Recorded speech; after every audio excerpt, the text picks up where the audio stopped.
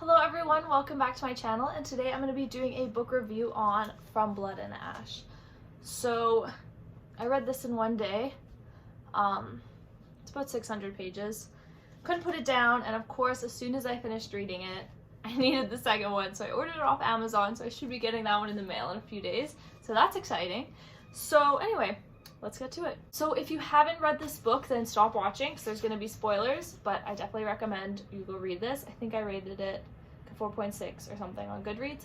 So go pick it up and come back to the video to watch it after you read it. Okay, so right off the bat, on page 31, they talk about the Dark One and how he's bad, blah, blah, blah, like Prince Castile. And I'm like, okay, so he's the Dark One, she's the Maiden, she's the Chosen One. I was like, I feel like there's a love interest there. Then I kind of second-guessed myself when Hawk came into it, but should have stuck with my gut. The first chapter is throwing a lot of names and information out. Like it kind of just jumped into it. Like there was no prologue. I didn't even know what the main character's name was because I don't like to read the synopsis when I don't have to. So I was a bit confused by that. Yeah, so on the page 31 I said the Dark One, Prince Castile would be the love interest. And then on page 37 with Hawk, I said he would be. And I was right. I was right both times.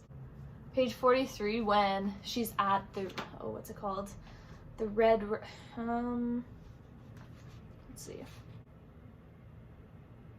It's basically just an inappropriate bar that people go to. So she's there just to like live to see, like, because she's not allowed to go out, not allowed to show her face. So she goes there in disguise, and then one of her guards is there, so she goes to hide, and the person's like, go upstairs, take the door, the 6th door, blah, blah, blah, like, you'll be safe in there. And, she sends her to, by accident, I guess. Not by accident. She goes into the room where Hawk is, and this part I was like, she's just letting him kiss her. And I was like, okay, like he's gonna find out that you're not who you think you are, and so you're just gonna like let him kiss you, not say anything. Kind of weird, but whatever. So page 70, when they're talking about the Ascension, it kind of reminded me of the Uglies series by Scott Westerfeld. So basically the Uglies is like you're ugly in society, and then at a certain age you can get a procedure which makes you pretty, and then you go live on the other side of the river. So this kind of reminded me of that, because it's like once you go through the Ascension you go live in the capital, like a different city. So kind of gave me the same vibes for a quick moment. Page 122, when her and Rylan are out in the garden, and all I wrote was like, shit, Rylan just got an arrow through his chest. I felt bad, I kind of liked him. And then on page 153, when her and Poppy and her guard Victor are talking about who do you think is going to be my new personal guard, and then she's like, do you think it'll be who stood beside me at the funeral? She went to Rylan's funeral and Hawk stood beside her. And then he's like, you're talking about Hawk? And she's like, oh, is that his name? And then he looked at her, he's like, you're a terrible liar. And basically, yeah, he does become her guard. Okay, and then when she's called to the Duke and Duchess's throne room or whatever it's called, and Hawk is being made her guard, he like swears an oath to her, because that's what you're supposed to do. And then her friend, what's her friend's name again? Tawny, her friend, they're talking about it after, and she's like, she was like, she said the Royal Guard oath, which by the way he made sound like sex. And then she was like, yeah, he did. Oh, and I love Tawny, she's so funny. And then at the end of the chapter, like on page 185, after the whole guard thing, she's like, things are about to get so much more exciting around here. Boy, was she right. Page 194. So this is well before they actually tell you. I was like, in my notes, I was like, is Hawk the Dark One? I was like, question mark, question mark. No. Gotta stick with your gut feeling, because he is. And again, then 247, when from her balcony she sees, oh shit, what are they called? The bitten people? The Craven. So when the Craven breaches the rise, which I guess is the wall, she goes to help. So she goes up in a tree and she's firing arrows. She's literally in her night slippers and like a jacket over her nightgown because she kind of just ran out there. And then Hawk comes up the tree to her, and I was like, I don't know how he hasn't realized that she's the maiden yet, like the same one that he kissed at the place. And then like my next note from the page after, he's like, oh, never mind, he does. He was like, you think I didn't realize it was you? I knew as soon as you took your veil off. That whole scene was kind of amusing though. And then this, I kind of go off of what I had said before, because I was like, Hawk's sad about his brother, and she just assumes that his brother's dead, but he's like, no, he's not dead. And I was like, is his brother the chosen one? The dark one, I mean, sorry. Again, should have stuck to my first gut feeling, because I was right. But anyway, no, his brother's just captured by the Ascended Queen. I don't know what her name is. Oh, at the 325, when he grabs the book she's reading and grins, because it's a diary of Miss Willa Collins, and it's basically just very painfully detailed is what they put, and yeah, about her experiences. So since she hasn't lived, she reads the books, even though she's not allowed to read that one, but she still grabbed it. And then page 380, the Duke didn't show up to the party thing. I forget what it was. Or eyes, maybe? I don't know. But he didn't show up. Everybody was like weird. And then when they got back in, he was literally pinned against the wall dead with the cane that he hit Poppy with.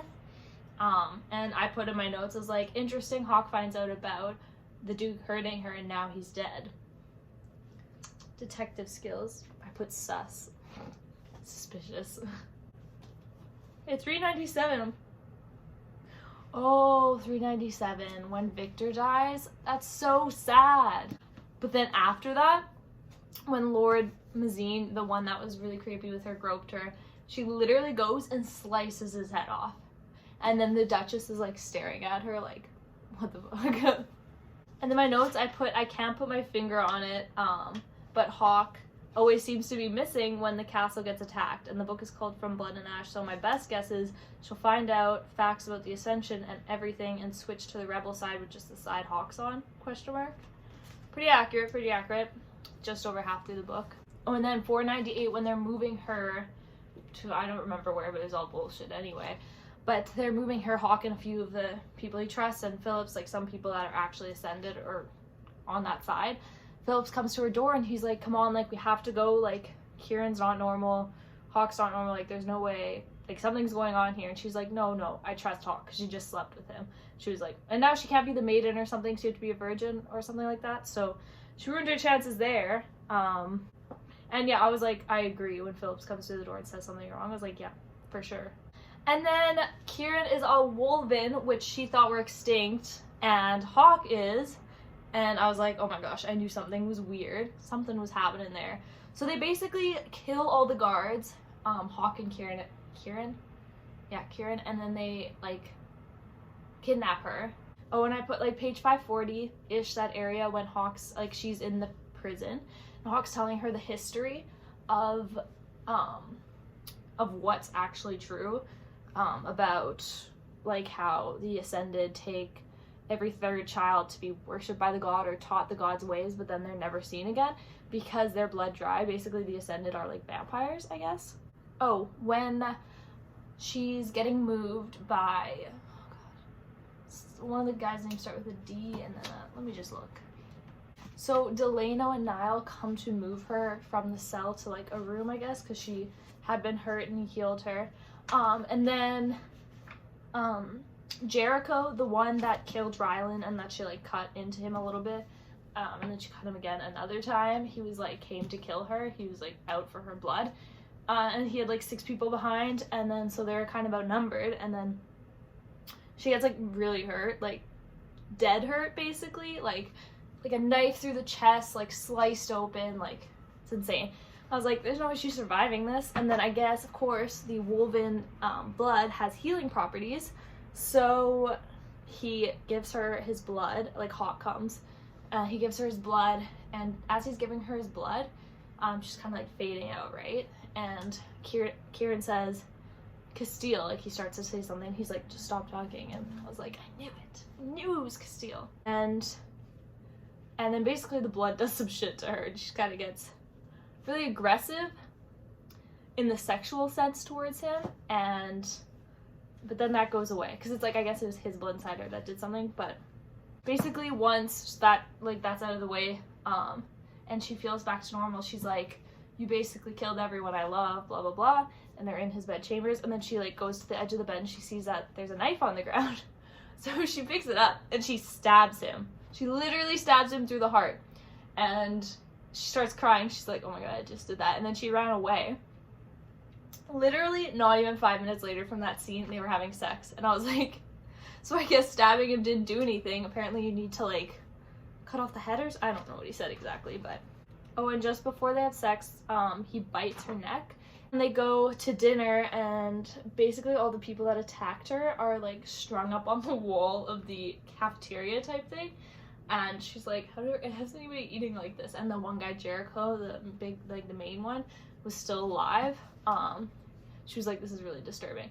But then he says something, one of the Delano says something, and he's like, she's not fully human, like she's not mortal, she has Atlantean blood in her, which is what he is, which is what she thought was an extinct part of society, I guess. And then, oh my gosh, how this book ends, like, I was like, are you kidding me? She's like, where are we going? And he's like, home. We're going home to marry. What? What? Why? Why are they marrying? That makes absolutely no sense. Like, I'm very confused, but that's fine, because the second one should be here in a few days. But it's just like crazy. What? To marry? I don't see the point in that. But anyway, thanks for watching. I hope you enjoyed. Let me know if you have any books you want to see. Hit like and subscribe if you like this video, and I will see you guys next time. Bye!